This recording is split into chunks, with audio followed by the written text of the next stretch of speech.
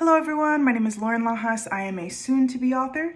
I really feel like you can't call yourself something until you've actually done it, and my first book will be out in the summer. It is called The Lost Cause Chronicles, Confessions of the Problem Child, aka me. Don't let this face fool you. I definitely was problematic as a child. This book is basically about my mommy issues. I had 3, so I have plenty to say. I had my biological mother, adoptive mother, and then the woman who I consider my mother. I also think that it's very pertinent to what is going on as far as reproductive rights. As a child who went through foster care and the adoption system, all I'm going to say at this point is that they are trash systems, and those are the things that need to be regulated, and I will leave it at that. But without further ado, here is my introductory chapter. A hill that I will die on is that children are and remain blameless. As I tell my story, I admit the exact moment where I felt I started to be responsible for my own actions. I had to grow up super quickly and decide at an early age who I wanted to be. Was I going to be a broken child the rest of my life? Would I refuse to heal from wounds and let them fester, bleeding on everyone I came in contact with? I spent a good part of my childhood doing just that. Lashing out, getting into fights, being closed off. No one could tell me anything. But let me reiterate, I will always consider myself blameless in this period of my life. I was the victim. I was born with ferocious demons that still torment me to this very day. I had to go through things that even grown adults wouldn't have survived. I had to process emotions I wasn't even aware of yet. The kicker is, children become adults if they're lucky. I was taught right from wrong. I would feel my conscience. I would learn how to cope. I was robbed of many choices. A happy childhood, parents who loved me, a stable upbringing, cheerful holidays and family vacations. But a time came when I could choose to remain a victim of my circumstances and be defined by my past. And don't get me wrong, I am most definitely a product of my environment. And my past most certainly defines me. But I chose to let it influence me for the better. I was told once that a lot of people can overcome obstacles, but it takes a certain strength to be able to talk about it after the fact, to share your story. Not everyone has that type of strength. For a very long time, I was angry at God and the universe. They are interchangeable to me, so whatever your belief system, go with me on this. Why was I the one they chose to have the childhood and adolescence that I had? Couldn't they have chosen someone else? Be careful what questions you ask if you aren't prepared for the answers. I was angry until I understood my purpose. I already knew the answer, but from time to time, I need to be reminded of it. I was listening to a sermon once, and the pastor was talking about how some of us have had harder lives and tougher battles because God knew we could not only persevere, but be strong enough to show others how they too can overcome their obstacles. Forged under such darkness, I was meant to be a beacon of hope, to shine so bright so others could see that there is indeed a light at the end of the tunnel, an end to their suffering, a way to come out even stronger and more powerful than before. Let's get a few things out of the way. I want to start off by saying that I'm in no way, shape, or form attacking anyone's character. That is not my intention. I'm simply telling my story the way I saw it, felt it, and lived through it. My conscience is now clear to say what I have to say freely because 2 out of the women I am going to discuss in length have passed away. I never met the 3rd one, so forgive me if I never took her feelings into consideration. I am blunt, assertive, and say what I need to say. It is a gift and a curse, but I am not reckless with my words. I have thought about them for years, decades even. I truly believe there was a purpose to my pain, and the first step was to share it in the manner I felt most comfortable with. It has been such a process to sit with these emotions for extensive periods of time to get it all down on paper, because I do not like the feeling of vulnerability. To me, it feels like a slight panic attack. I laughed. I cried a lot. I have been so consumed by anger that I even started to scare myself. I hid away when I felt too numb for any form of human interaction. I drank a lot, but I have come up on the other side, and such a weight has been lifted from my shoulders. I pride on being considered one of the strong ones, especially with all that I've been through. People often comment People often commend me for my resilience and mental toughness, but the truth is, I wasn't really given a choice to be any other way. One of my coping mechanisms is through humor. I am lighthearted for the most part, so I in turn make light of most situations, even the ones I shouldn't. The reason I bring this up is because I will not apologize for cracking a joke or sounding a bit harsh in certain moments while talking about very serious issues. It's who I am, love me or leave me. Most importantly, I want to state that I was a child. An innocent life dealt an arduous hand from birth. I did the best I could while having to deal with circumstances a child never should have had to deal with. But I did. I am a survivor.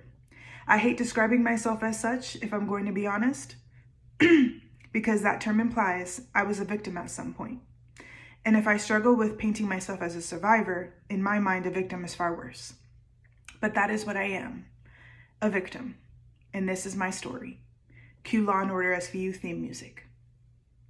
I'm going to state the obvious. I have severe mommy issues. Mommy issues on steroids. Mommy issues on crack, which is fitting because I just so happen to be a crack baby. I have been making crack baby jokes my whole life, so don't start judging me now.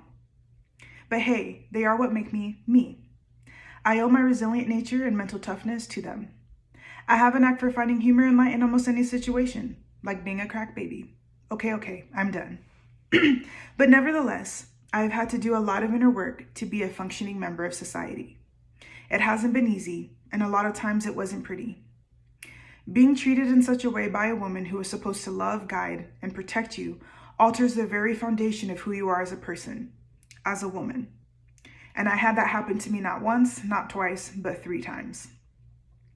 A woman usually doesn't wake up and go, hey, I'm going to physically and mentally abuse my kids today. At least not a sane one. But it happens, more often than you think. A moment of complete honesty here, but it is one of the reasons I am hesitant about being a mother myself. You can truly be a good person and have the purest of intentions, yet something goes wrong, and the children are the ones who suffer for it. The cycle of domestic violence is a cycle for a reason. While I personally feel strong and self-aware enough to be the one who breaks it, why risk it? Not every person who has had a similar upbringing like I did makes it out alive, makes it out to be a normal person. Despite everything, I consider myself one of the lucky ones. I wouldn't be standing here today without these women, literally and figuratively. As I go through each mother's chapter, I will end it on a positive note, so bear with me. I owe everything I am and everything I have yet to become to them. It has taken a lot of personal growth to be able to admit that, but it is true. It is absolutely and unequivocally true. Another moment of sheer honesty and vulnerability. It took me way longer than I thought to get my story onto paper.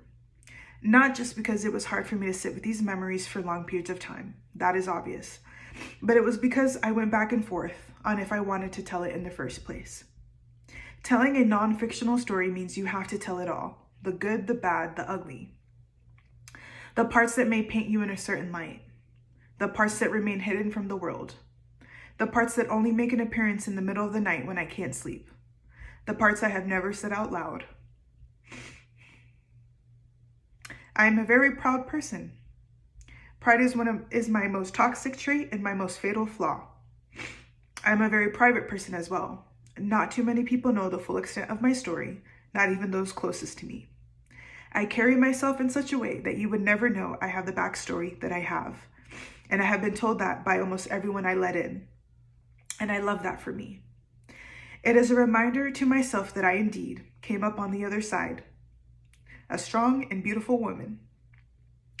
Society has painted people who grew up in this system in a certain light, whether that was intentional or not.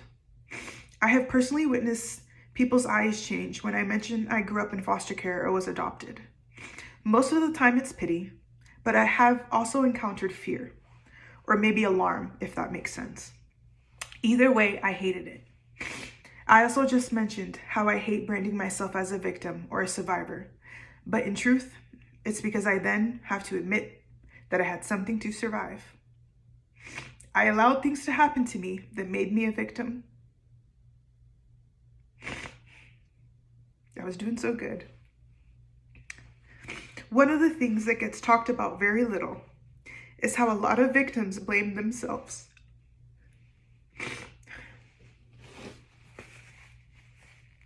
What could I have done differently? Maybe it was my fault. How could I have allowed these things to happen to me? And the one that will always loom in the back of my mind: why wasn't I good enough?